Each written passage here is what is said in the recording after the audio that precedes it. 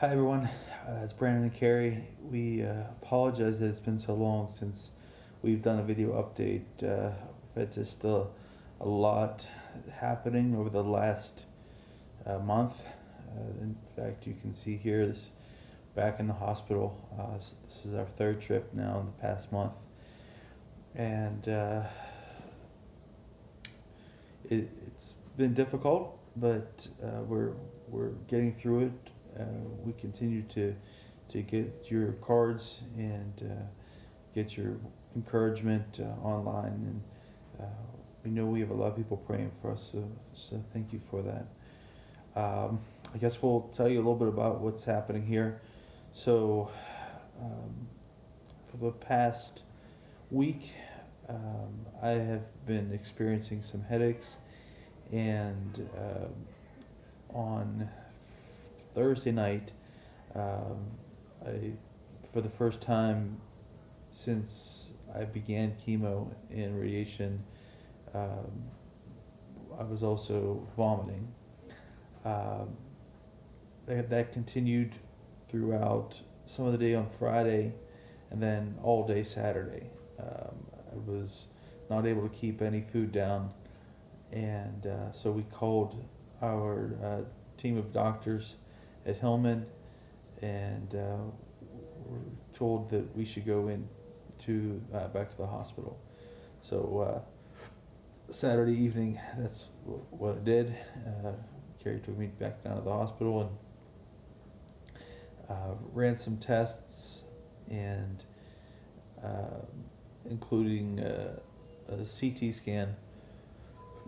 Pardon me, on my head, and um, saw that I did have some increased swelling in my brain, and they what's the word I want to use? They put me in the hospital. Admitted you? Admitted me. Thank you.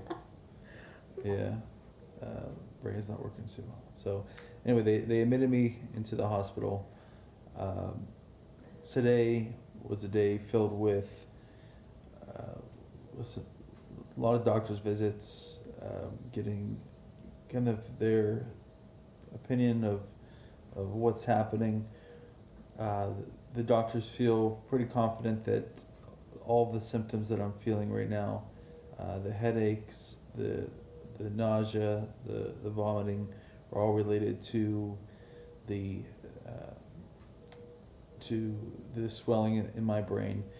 They have me on a high dose of the steroid that I had been taking and had tapered off of, and I today had a much better day.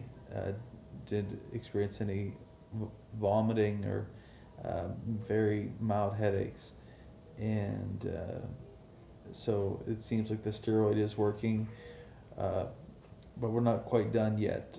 They want to run a couple more tests tomorrow to see if I might have anything else going on in my stomach.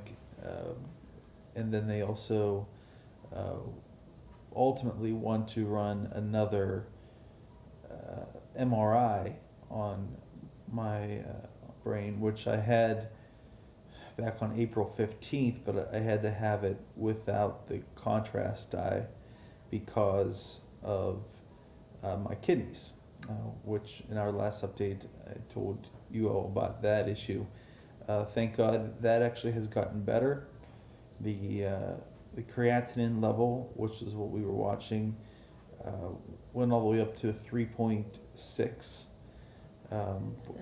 Right, which just to review that the normal range is uh, from a what point 0.5 to 1.4 Four. That's not, yeah.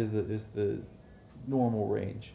So the first time that I had been tested, I was at point 0.7, so I had perfectly functioning kidneys. When we returned to the hospital about a month ago or so, I had slightly elevated levels when I arrived at the hospital, 1.9, but over the next couple weeks, number just spiked. Uh, at first, the doctors were perplexed, didn't know why.